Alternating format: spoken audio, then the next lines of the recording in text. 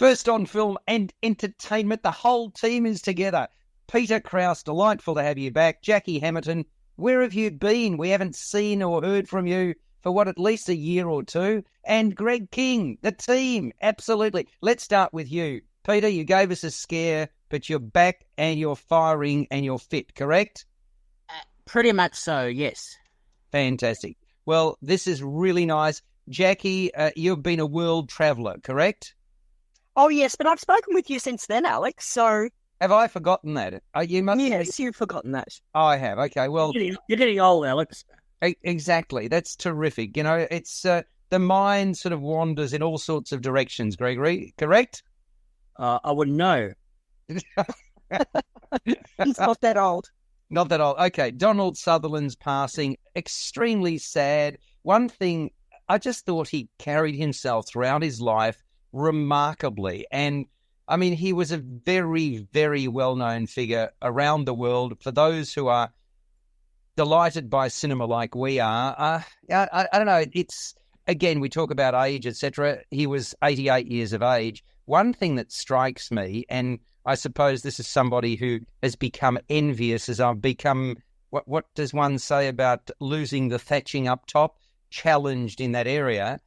He had a fine head of hair right throughout his life. And in fact, when I saw a shot of him from about 2 or 3 years ago, although he was snow white, it was extremely elegant. Now, why does that stand with me, Jacqui Hammerton?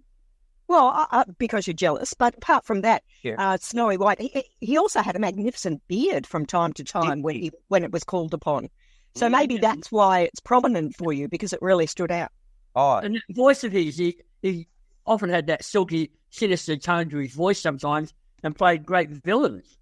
he did play great villains, and I mean, it was relatively late. And some of the roles have been relatively recent for which he's known, and I think that that's part of his allure, that he spent... One of the first times you noticed he was as oddball in Killer's Heroes, way back then. Yes, but I was also as Hawkeye in MASH. Yes, but I was also thinking about more recently President Snow, right? That's the thing, the Hunger Games franchise, which was huge. You know, that we're only talking about, that ended not even a decade ago. So, you know, this is a figure that, it's funny, I was thinking about this, I can't remember which actor I was hearing stories about, whether it was Sutherland or somebody else, that younger people used to go up to him and want him to sort of put on a nasty face when they took a photograph of him to reflect, you know, the nastier characters. Now that shows cut through. And I mean, he had such a prolific career, the number of movies that he made that really stood out. And I mean, you know, you're thinking about The Dirty Dozen and so on, and MASH and stories like that. And then, you know, you work through this and you go to, one of the movies that stood out for me was 6 Degrees of Separation. So a very prolific career, somebody highly regarded, and of course a Canadian, wasn't he? He was born in Canada, wasn't he? Exactly. So, you know, what stands out to you, Peter Krauss, about Donald Sutherland? Well, he's very much a journeyman actor with 200 credits to his name, an incredible array of films he was in. Clute is probably one of his best films. But I also want to mention a film that's not that well known, a film called Disclosure, which a film made in the 90s with Michael Douglas and Demi Moore. And it was a film well ahead of its time because it looked at a computer organization with virtual reality, which for 1994 was quite amazing. And he was the head of that organization. And the film also dealt with sexual harassment. So he was very good at being cast in such a wide range of roles, some of which were quite unusual. Very elegant as well, Greg, wasn't he? A statuesque, elegant person that really, he stood out. You knew that he was Donald Sutherland, and that you paid attention. That's how I recall him with a great deal of fondness. And you? Yeah, but I like some of his more villainous roles, like in 1900 when he was the fascist leader who bashed the kid to death there in that film. I like that one. I remember him from The Dirty Dozen and MASH, of course. Clute, Don't Look Now, one of his best films, I thought. The Eagle Has Landed, he had a great role in that one as well. But he also did comedy like National Lampoon's Animal House and those kind of films. But he often played villains like Eye of the Needle. He's also in films like Backdraft, JFK. JFK was the one that, again, Oliver Stone movie that I really... Time to Kill and Space Cowboys. The remake of The Italian Job. A lot of films, and The Horrible Bosses as well as in that. And lots of TV work. He made a few TV series like Dirty Sexy Money and appeared in Commander-in-Chief as well. So, yeah, prolific career. Some memorable roles, but a lot of shock in there as well. But as Peter said, he was a journeyman actor, just took on the roles and built up a body of work. Well, in terms of, he's won a lot of awards, but I don't think he ever won an Oscar, did he? Honorary. No. Honorary, yeah, exactly. Lifetime Achievement Award. Yes. Which, again, I thought he was highly deserving. You could have chosen any number of movies that could have won him an Oscar. He's not unusual in that regard. Jacqui, what are your recollections of Donald Sutherland, and how fondly did you regard him? Well, not a lot of his films, to be honest, were really my favourite kind of films.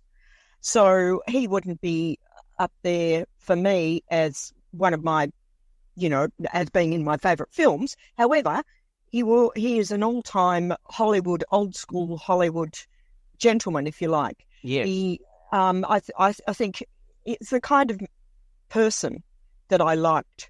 And I thought that he could always almost physically dissolve himself into a character very well. Even though he was quite imposing, having the height and a very angular face. So he was easy. He could actually, with quite a bit of makeup, whatever, change his hair, all that. He dissolved himself into a role very much, and that's what I think of. He has a very distinctive voice. And the other thing that was really appealing about him was his smile. He had a really nice, lopsided sort of smile. He did, and as you rightly say, I mean, he won the 2018 honorary award at the Academy Awards, so it was terrific that during his life, at least I think he was very highly regarded by his peers, so that speaks volumes as well. It's interesting how friends of mine who are not really into cinema were quite sort of they expressed their sadness about his passing, whereas they perhaps wouldn't have commented on other people. So I think he had a strong impact on the world. Also he was 88, Alex, so that's a good life and a good body of work, and he'll be a forever legend, really, won't he, of Hollywood, of old Hollywood. I think that's absolutely true. I think he's one of the names that will stand out and stand for all time. And a number of the movies, of course, when you've got such a prolific career, Peter, with 200, as you say, credits to his name, there's going to be a lot of people who are going to appreciate his work long into the distance, aren't there? Absolutely, yes.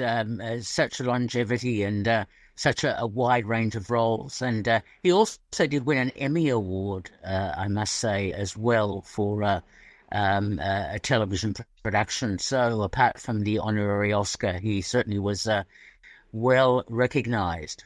And his son, Kiefer, who posted on X, I thought his words were extremely well chosen and cut to the chase in a most effective manner, and very respectful, but it was a very pointed message and poignant message at that.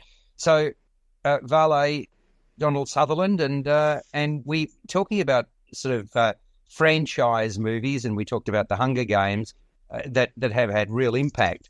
That sort of on JAir 88 FM. Let's turn our attention to what I would argue is the movie of the week, Despicable Me 4. Now, what a wonderful fourth movie in the franchise. I mean, okay, you've got Minions movies, but to me, this shows that sometimes when you have got a second, a third, or fourth movie, it can be just as good as the original. And how clever and creative and funny.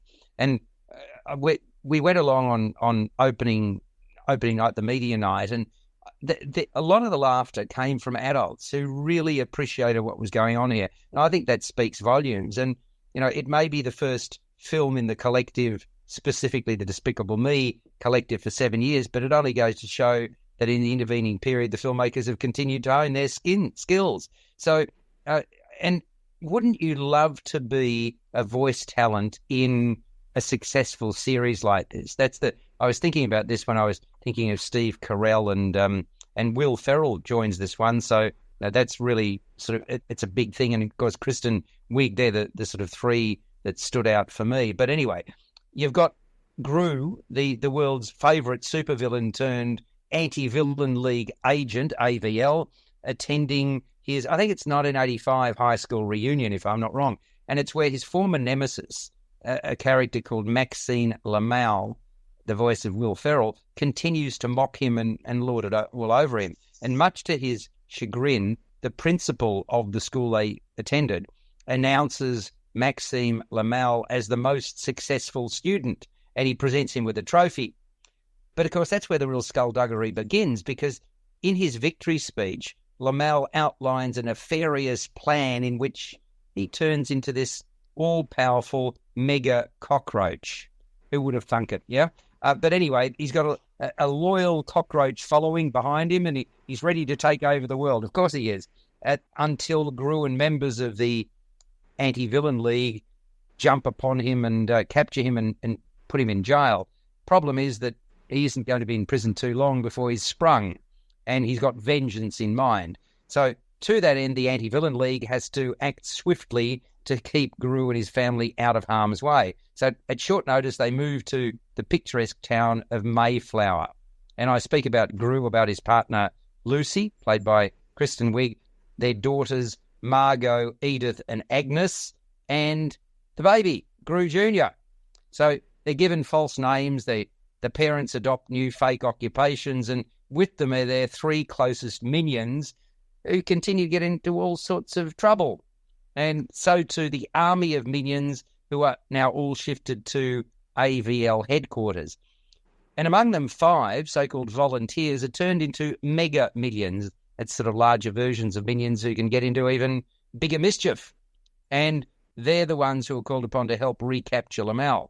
So Gruel is also prevailed upon to tone down his cranky, his irritable ways, shall we call them. And he tries to ingratiate himself to his uppity car dealer owner neighbour, Perry Prescott, the voice of Stephen Colbert, and Perry's snooty daughter Poppy, played with voice talent at least by Joey King.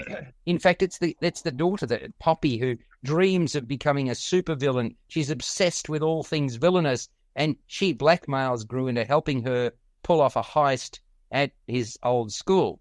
And while not all goes according to plan, Gru's real reckoning is yet to come. That's going to happen when, despite the Anti-Villain League's elaborate planning and with his femme fatale girlfriend Valentina in tow, Valentina voiced by Sofia Vergara, Lamal uncovers Gru's secret hideaway, their home in this picturesque town. So, delightful script, beautifully realised with a surfeit of colour and movement, hijinks aplenty, characters really, really well drawn, and there are laughs in almost every scene, and many stem from Gru's awkward relationship with his new son, who is a real mischief maker. And equally, the minions are frequently out of control, but continue to do their own thing with some hilarious consequences. I reckon this is the ultimate family film. You've got 2 really good family movies out, both of which are sequences or are series-based or franchise-based at the moment. So this is the second one. And to me, it's the ultimate family film, as I mentioned. Lots of mirth and merriment abound, perfect for children and adults alike. It's one you can really get your teeth into. And I love a movie like this. I mean, I thought it would be good, but I didn't think it would be great. And I consider this to be a great sequel, a really strong film that I would urge people to go along and see. I mean, it's an important film in that regard, and, fabulous that you've got 2 really good movies, the other one being Inside Out 2, playing at the cinemas as we speak. What did you think of it, Jacqueline? I loved it too, Alex. Oh, Despicable Me 4. Well, there's not really much to... Yes, I have seen them all. It's all a little bit of a blur over the years as to, what I thought of each one specifically, but certainly don't have a memory of being disappointed in any of them. The only thing, if I'm going to allow one criticism of this film, I didn't find it quite as funny as you seem to have. For me, it wasn't much of a laugh out loud film. The dialogue, the scripting for me wasn't actually witty or funny, so I didn't burst out laughing. And I noticed this because there were a couple of times when I did.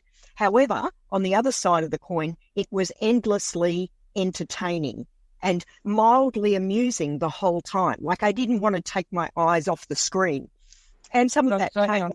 Let's sort of dig down a bit here. So you said it was endlessly amusing, but you didn't find it funny.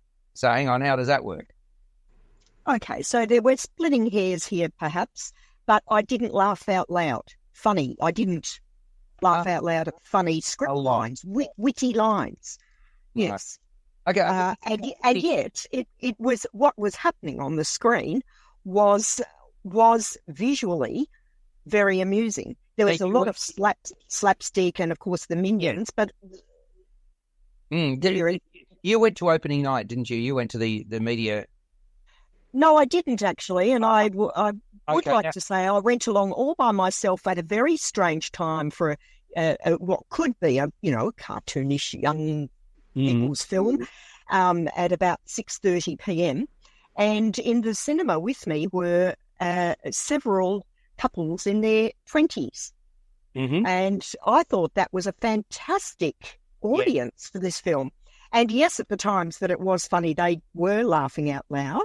They obviously loved it as much as I did. And I don't see who couldn't love this. It's bright and it's active and it's got fast action and it's got minions.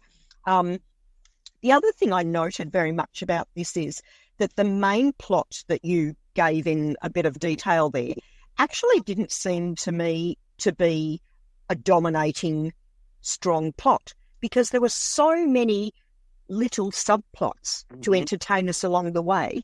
And most of those subplots had to do with emotion and family and warmth. And, it's like the youngest daughter worrying about her little kid? Yes. Not remembering her when she came home. And it's about Gru trying to connect with Junior, who obviously had a stranger danger thing with his dad. And there were probably, a good 8 little mini subplots going along the way that kept us amused.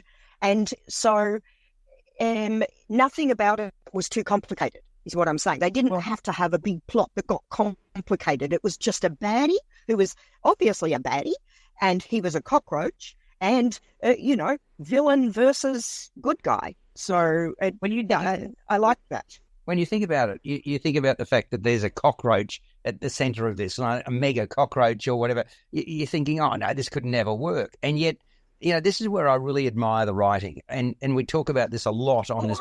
I dispute your claim there. I think a villainous cockroach would totally work. I think it was a brilliant idea, whoever came up with that at the round table. When I think of a cockroach, I think of a critter that I'm not particularly fond of as such. Well, exactly. We just want to step on it and squash it. But I mean, it's a fine villain. You hardly think about it in the same way that you would something really puffed up and powerful, though, do you? I'm sorry. Well, a villain doesn't have to be puffed up and powerful. He's a try-hard, this villain. Right. And the other thing that being a cockroach allows for is the gadgetry behind its movements and its flight and its body. So it brought there was a lot of gadgets in this film, which is visually fantastic, and kids love that. So that worked really well. Now, the other thing, we talk about the writing. My golly, to do it the way that they do, and then for the animators to achieve what they have done. And of course, the minions make it. The minions are just mayhem. The moment, and they've got to come up with smarter ways of doing it and sort of blowing them up, if you like. The mega minions, thought that was brilliant. So, I'm really pleased you enjoyed it as much as I did, Jacqui, because we rarely agree totally on films, but we seem to here. Greg, you did see it at the media opening, and what I was getting at is I think that the audience around me, the sheer pleasure that I could see derived by them, sort of really also catapulted the film in my eyes the way that I've expressed. Were you cognizant of how enjoyable the film was for those around you? Well, when you're seeing a film with an audience like that who are into it, it does sort of build and make it more enjoyable. But I had a little problem with the film. I thought it was a little too overcrowded plot-wise. There were so many subplots running throughout the film there. It was sort of a little bit hard to keep up with them all. But as usual, the Minions steal the show with their zany antics, their slapstick humour, all that sort of stuff. And I liked the Mega Minions who had to learn how to harness their superpowers, which provided some big laughs as well as they learned how to use them properly. The film's been written by Mike White, who's better known for things like School of Rock, and the regular series writer Ken Dorio. But as I said, it's very busy with subplots. It feels like several short films thrown together to make a feature film there. I thought it failed to mine that fish out of water scenario, big laughs. There was a bit of a wasted opportunity there. But the theme of family and the subplot in which Guru attempts to bond with his baby son, I thought added some emotional heft to the material there. And it's got a great vocal cast, as you said. A lot of new characters brought into the mix as well, who are well brought to life there. Great vocal cast there. That's perfect entertainment for the whole family, especially with school holidays there. And younger audiences certainly did love it with its colour, its movement, and the antics of the Minions. But I feel that some older audiences may be a little bit jaded by it all by now. Probably not as fresh as it was when they first hit the screen, 14 years ago? It's been a long time, but that's the beauty of something like this, that you get a new generation can appreciate it, and those that saw the first one, and you clamour almost to go along and see it because you know it's going to be done good, Greg. Mm-hmm. So I think that's important. Peter, have you had the chance to catch up on it? I have, yes. Look, I'm not as impressed as all of you are about the film. I think it's lost sight of its original franchise or its original plotline, and it's become sort of a watered-down film trying to introduce this version 4 as much humour and over-the-top sort of slapstick. And I don't know, it feels to me as if it might appeal to young children, but I just don't feel that it was a cohesive enough plot. I agree with Greg that it threw in far too many characters and far too many storyline threads, and I don't think all of them work particularly well. In fact, the Gru character has become a sort of a very much, as I mentioned, a watered-down sort of inverted commas evil type character who now has a family, and it's all very friendly, and in fact we have to have a cockroach as a villain because there's not much further that the writers have been able to go. And I must say the Minions annoy me. They dominate the film, and look, overall I think the writing is a bit of hit and miss, and I would have liked a much stronger, more cohesive story. You are a recalcitrant individual. This is a wonderful, wonderful, wonderful movie. It is a joyful production. I can't see how you can't possibly see that, Peter. Look, I'm just that curmudgeon that sees holes in plots. Exactly. That's how I see it. Correct. Oh my golly! Wow. Jacqui, comment on Peter, please. Oh, I'd be happy to. I think that the Minions, the one thing I thought about the Minions in this was they dominated less than I seem to remember in 2 or 3. I think suddenly everyone realised how popular the Minions were, and in those, at least 1 or 2 of those previous in the sequel, in the series, the Minions did dominate too much. But this, I thought, they had a great role. There was a great balance in the way that they were brought out because their little, if we say activities, didn't impinge on the main story. They had their own, they were like sidekicks the whole way through, doing their own little little bits and pieces that were just mildly amusing.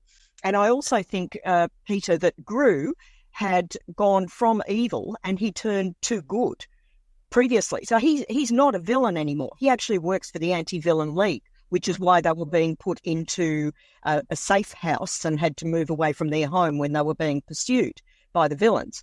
And so he isn't evil anymore. He's got family and he loves them and he wants to be a good guy now. So that's been the change, the shift in the series in his character. And if I could just also briefly say, with regards to the number of subplots, I mentioned that earlier as an example of something I loved about it. Greg and Peter have said there was too much of that. But from my point of view, apart from the fact that I actually really enjoyed it there, because they were all simple little snippets, kids are going to watch this over and over and over 100 times. So it's not too complicated or too busy or too much for them. They'll pick up on the threads right the way through. So I didn't have a problem with that. And it's interesting because, Greg, you saw the Minions as dominating, whereas Jacqui didn't. So it's fascinating. We've all seen this same movie and we view it differently, so differently. That's not normal. That's not normal on this show because we're viewing the same product. And yet I suppose it's the way that we take to that product, Peter. As you say, this is not, I get the impression this isn't your cup of tea. Well, and that's disappointing because I enjoy a lot of these animated franchises, and Inside Out 2 is an excellent example. It's better than Inside Out 2, and I loved Inside Out 2 too. Yes, 2. I gave Inside Out 2 a 7.5. I gave the original Inside Out an 8. And I'm going to give this one, which is a wonderful movie and one of my year's favourite, I'm giving this an 8.5 out of 10. Jacqui, what about you? Well, I was giving it between 7.5 and 8, and I think I'll go for the full 8 because I'm going to give that last little bit to the minion who gets stuck in the vending machine. Yes. But that's a great little subplot. Oh, isn't it wonderful? And yes, that's clever. It's lovely. The pink part of that, if you know what I mean, where you just see the eyes. Sorry about the spoiler, folks, but that was just priceless, and it's part of the trailer, and I just think it's gorgeous. It's all warm and mushy stuff. Greg, what about you? Despicable Me. 6 out of 10. What? You're going to only muster a 6? Yep. Oh, golly. PG rated 95.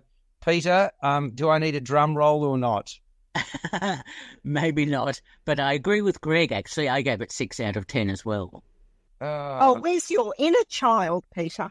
I left it at the cinema door. Exactly. Well, it does appear that way. So, hang on. Greg, do the sums, please. 668, right? That's 668, right? 668, 20. And then, hang on, is that 20? Yes, it is. And then 8.5. So 28. 8.5 divided by 4 is 7 and a bit. Okay. Average.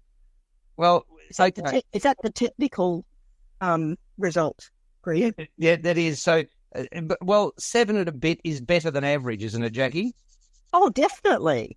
I reckon it's extraordinary, and I wouldn't be surprised if this is in my top 10 movies of the year. That's how highly I regarded Despicable Me 4. What about you, Jacqui? No, you need... No, I don't think it'll be in my top... it could be there somewhere. But what I think is it's going to be one of those films that kids will just revisit for years. It's going to be a part of the childhood thing, Despicable Me. The childhood thing, exactly. Well, I know, Jacqui, you're going to push off. We hopefully will catch up with you very, very soon. Thank you for your insight. Enjoy the week. And I want to move on J-Air 88 FM. By the way, if you want to subscribe, $54 a year, just go to j-air.com.au and you are supporting community radio, which we love. The other thing I wanted to talk to you about is The Sitting Duck. Now, Peter, you've seen that yes. as well, have you not? And when did you see it? Did you see it recently or I saw it during the French Film Festival. That's what I thought. Now, so I never know, and I suppose this is the case. Palace does a wonderful job with its film festivals. I never know which films are going to be sort of make general release thereafter and which ones are not. I wonder how. Do you have any insight into how they determine that? Because, I mean, is it on ticket sales? Is it just luck of the draw? Any insights? Not necessarily. There are issues related to who the distributor is, and I think this might be a Palace film.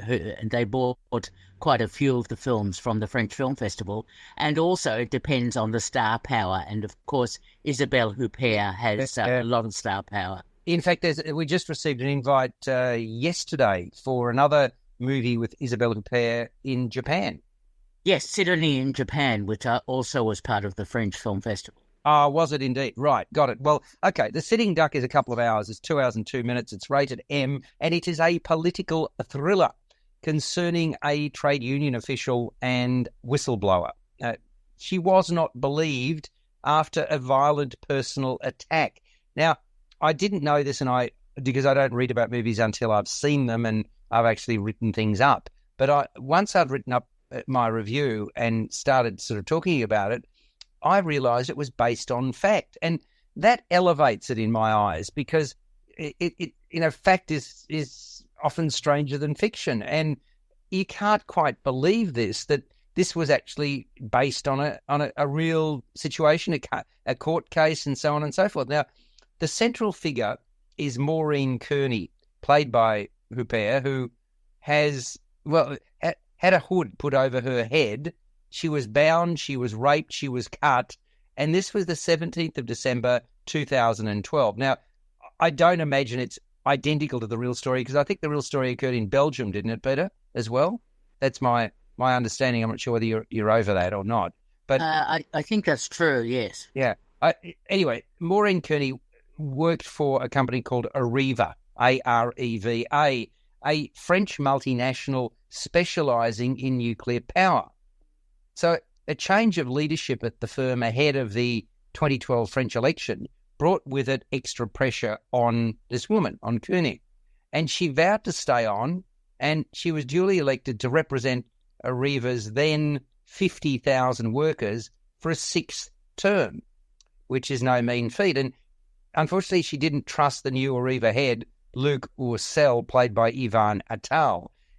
Vindication of her suspicions came quickly when she was presented with a damning document that pointed to this French conglomerate selling out to the Chinese. So tens of thousands of Areva jobs are on the line. But when she tried to raise this matter with political heavyweights, and I'm talking about heavyweights in politics in France, her overtures weren't welcomed. And the Areva head also made it clear that she should back off, while she was repeatedly threatened and intimidated. And then came this physical attack that I referenced at the start, towards the end of 2012, in which, among other depravities, she had the letter A carved into her stomach, suggestive of Areva. Now, in a shocking turn of events, the upshot was that with no evidence, no witnesses, no DNA, this woman, Maureen Kearney, went from being a victim to a suspect. And her personal history was trawled over, and she took hit after hit. Nevertheless, over the ensuing 6 years, with her husband Giles Hugo, played by Gregory Gadabay, behind her, she fought an often difficult campaign for justice. So hers is and was a most unusual case, and it was ripe to be made into a movie. When you hear that backstory, sitting there watching events unfold, I was incredulous. And it's been adapted from a 2019 book of the same name, The Sitting Duck, by an investigative journalist called Caroline Michelle Igueri. It's directed by Jean-Paul Salome, and he wrote the screenplay alongside Fadette Drouard. It really is a film about power and control, and at its core is skullduggery and misogyny and sexual assault. I thought Isabelle Huppert was a standout as Kearney, a woman of fierce determination and also vulnerability. It's an interesting combination, and we learn more about that vulnerable side as the movie progresses. Suffice to say that Huppert carries herself with a lot of dignity and poise, and Gadabay brings stoicism and warmth and good humour to his representation of Kearney's husband. Now, Mara Tarquin, chip off the old block, playing Kearney's demonstrative and argumentative daughter Fiona, because the pair often don't see eye to eye, but they clearly care about each other. Ivana Tal is fiery as the Arriva boss, fed up with Kearney's meddling, and Pierre I'll try and get this right, Deladon-Champ portrays the policeman heading up the investigation as a man copping pressure from his higher-ups, pressure to get a conviction. So there are many threads to this script, and the movie does require concentration to take it all in. But if you do, there is payoff and there is satisfaction. I really appreciated the twists, Peter. I was gripped and I longed to find out more. What was being revealed had impact, and I felt my outrage growing. So the fact that it's drawn from reality, as I say, gives it extra bite. I thought it was a strong movie. What did you think of The Sitting Duck? Yes, I was very impressed by this film. It reminded me a lot of the film Silkwood. Yes. Yeah, that sort of background. It's interesting, the title of the film, La Syndicaliste, actually translates as the trade unionist. And I think to some extent that might have been a better title than The Sitting Duck. But nevertheless, I like the thriller aspect of the film. She was a sitting duck in terms of, the position that she was in, and she was in the firing line. Yes. Yeah, but I take your point. Mm-hmm. Yeah. So look, it's a really well developed thriller, and it's interesting. The original character Maureen Kearney, who is represented here, was Irish. And then lived in France for many years and became a trade unionist. Was there an Irish? Am I wrong in thinking there was one character or whatever that was Irish? Or I can't remember now that I've seen it a while ago now. But I for some reason that Irish stands out in my head. Was there? Yes. Yes. I think you're right. I think there was an Irish character related to her background and heritage and so on. So, yes, absolutely. So, yes, this is a finely developed thriller with some twists and turns in the story. And the question always is whether to believe the central character and the assault that was permeated on her. And I think it's because of that it's quite a compelling film. And Isabelle Huppert is, as always, superb in the central role. Although I must say that whoever was behind her makeup made her look very white and pasty, which I thought was a bit odd. She was flawless. Her skin was flawless. So, I mean, I really noticed she looked really young. So... If makeup can do that, that's a nice thing. Yes. Honestly, I looked at her skin and I'm thinking, my golly, a porcelain doll. So yes, yes, it really did strike me. She is a wonderful actor. No question about it. I mean, it's such an amazing situation where you don't leave DNA, where from being somebody who it's funny.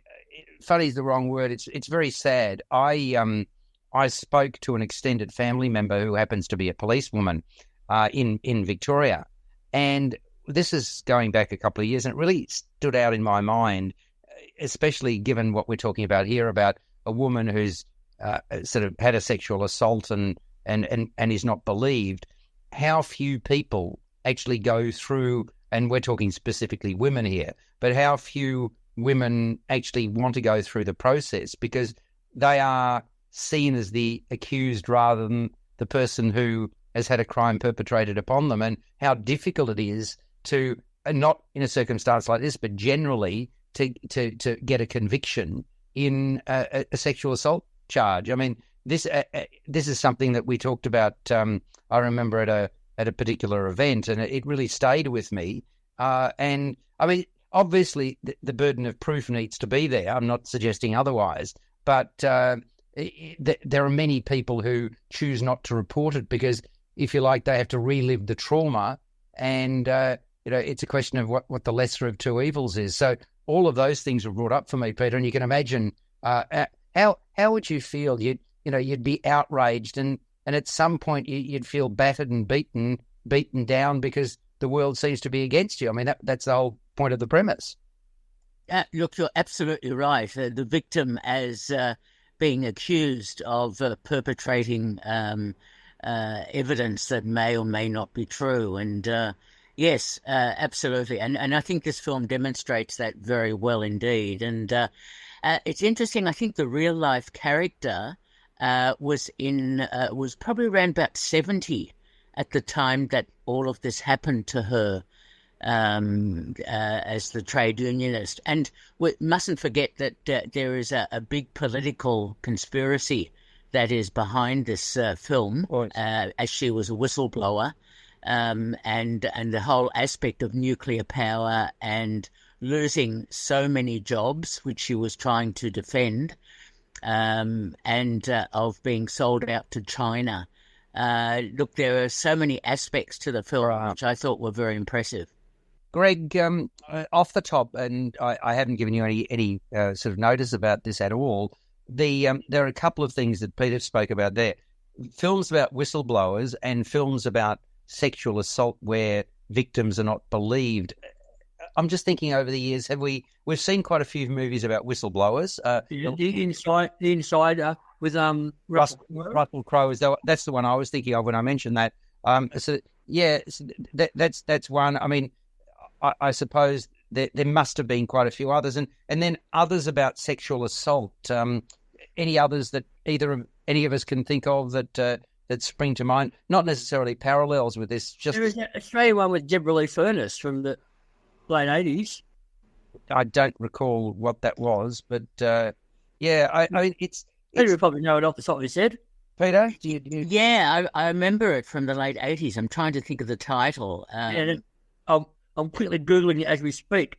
No, that's all right. We'll talk about amongst ourselves while we do that. But obviously these are topics that are ripe and to be made into movies. And it's because of if you like, almost the world needs whistleblowers because otherwise things are swept under the carpet. But if you Shame film. Sorry? Shame was the film. Shame. Yes. That was a brilliant movie. Brilliant film. Yeah, exactly. Yes. I mean, the world needs whistleblowers, and yet the risk that a whistleblower takes is enormous, absolutely enormous, because, believed, whether there's a reputation there. It's interesting. When somebody is sacked from a job or leaves under bad circumstances or whatever, and then they reveal all about their employment, it's seen as sour grapes. And yet there may be a lot behind. Not everybody leaves, they may leave under sort of tenuous circumstances, but it's fascinating that most of the time, many companies and so forth, you're almost signing an agreement that you can't speak to the media, you can't speak badly about a company or whatever, and yet bad practices are still rife in a large number of organisations. Clearly, otherwise we wouldn't need whistleblowers and the work practices and so forth. I want to see more movies like that, Peter, quite frankly. Absolutely. There is a film called The Whistleblower, I remember, with Michael Caine, which dealt with that. And there's another Isabelle Huppert film called Elle, where she was a victim of an assault and not believed. Wow. Okay. Well, look, let's go to the scores for The Sitting Duck. I'm going to give it a 7.5 out of 10. Peter? Yeah, I really liked it. 7 out of 10 from me. Fantastic. And Greg, hopefully you can catch up on it in time. Now, let's talk about the Spanish Film Festival. Have you seen any films in it, Greg, or not yet? Not yet, no. Not yet? Okay. So, again, one of the many film festivals that are out and about, and virtually each week we have another one. But, this is one of the more dominant and prominent ones. We saw, Peter, the central film in the festival, The Teacher Who Promised the Sea, and it turns back the clock to the horrors of the murderous Franco regime. Highly personal search involved in this one, conducted in 2010, and it's again based on fact. So that search involves a dying man's granddaughter who's desperately looking for her granddad's father. So that's her great-grandfather. And the hunt will see the single mother, played by Leia Costa, travel to a site where mass graves have been uncovered. And there she meets and liaises with subsequently an elderly man who knew her grandfather. So the movie, The Teacher Who Promised the Sea, juxtaposes revelations from 2010 with a dramatisation of events that occurred between 1935 and 1939, right? So World War II type territory. Now, the major focus is on a gentle and caring teacher who dared to defy the establishment. And his name is Antoni. And he's hired to teach in a small, isolated village in Spain. And it's there that he establishes a delightful, intense, and honourable relationship, and I stress the word honourable, with his students. These are boys and girls aged from 6 to 12.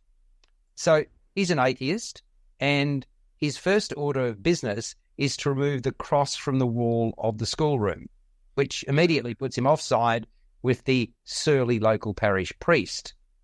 Parents, well, they are suspicious of his unorthodox teaching methods, which he has brought with him from France.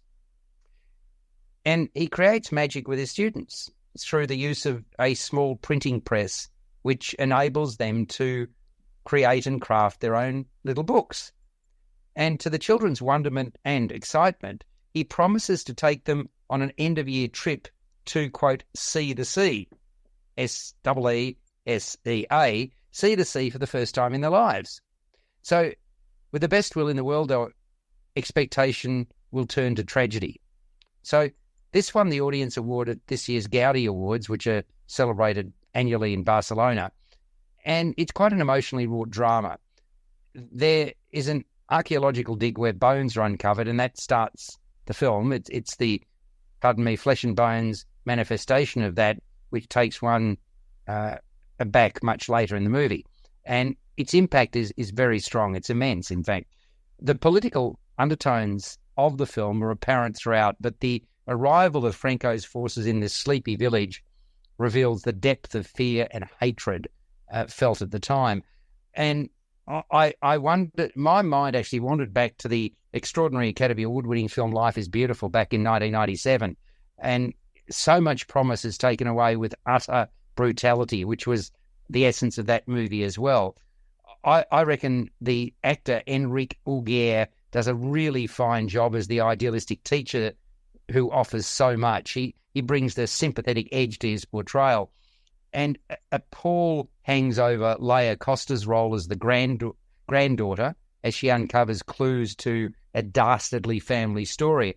The director, Patricia Font, brings into sharp focus the shocking history of a nation that lost so many in appalling circumstances. I'm talking about the Franco regime, one still dealing with its traumatic past.